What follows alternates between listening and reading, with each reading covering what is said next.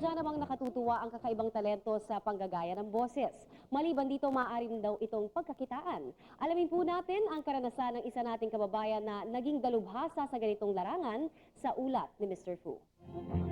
Taka sa akin, itong bagay sa'yo. Biglang, yung lolo niya, biglang lumalabas. Sandali lang apo, mag-iingat ka. Hindi mo kaya ang mga kalaban natin. Biglang dumating yung mga monster. Manda kayo, itong bagay sa inyo. Ilang lang yan sa mga boses ni voice talent Pocholo Gonzales. Bata pa siya, mahilig na siyang manggaya ng boses ng iba hanggang sa gawin na niya itong career.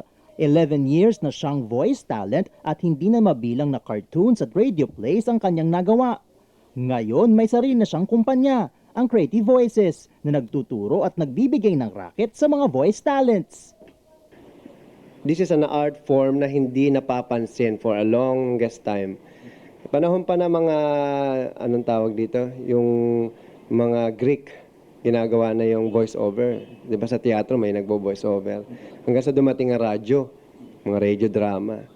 Nakakalungkot lang, hindi sila nakilala. At ngayon, yun ang ginagawa ng company ko.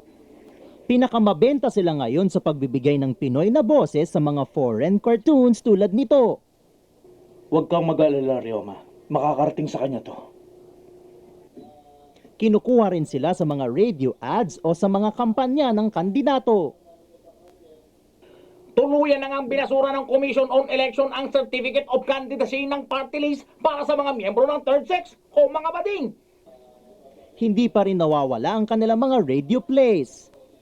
Kasama natin ngayon ang isang lalaki sa unang pagkakataon magpapapako sa krus. Anong pangalan mo? Manny po. Manny pa ako po. Kung wala talaga sa puso mo yung ginagawa mo and you're just thinking na trabaho lang to, maging bread and butter mo, kalimutan mo na yan. Para yung artist di ba? Kahit hindi bumenta yung painting niya, magpe-paint pa rin yan. Kasi yun ang kanyang expression ng kanyang art. Ito naman ang sample ng isang taong first time na magiging isang voice talent. Ano ka ba?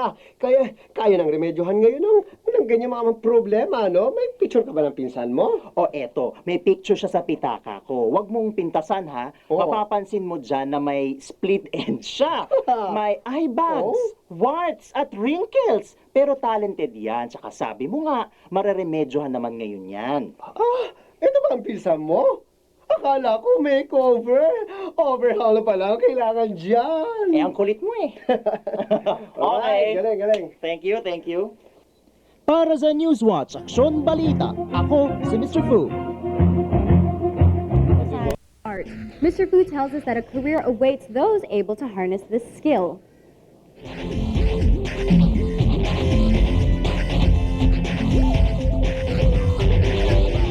Ang bagay sa'yo. Biglang, yung lolo niya, biglang lumalabas. Sandali lang apo, mag-iingat ka. Hindi mo kaya ang mga kalaban natin. Biglang dumating yung mga monster. Manda kayo, itong bagay sa inyo.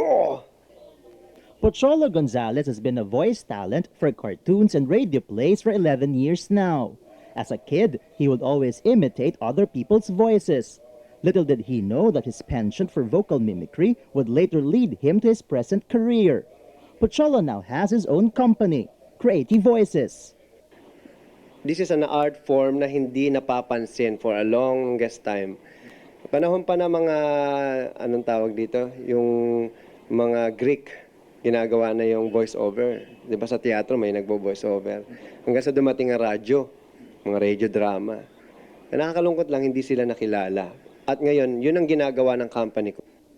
With the popularity of foreign cartoons, particularly anime, a number of local voice talents are finding themselves swamped with offers to dub these programs into Tagalog.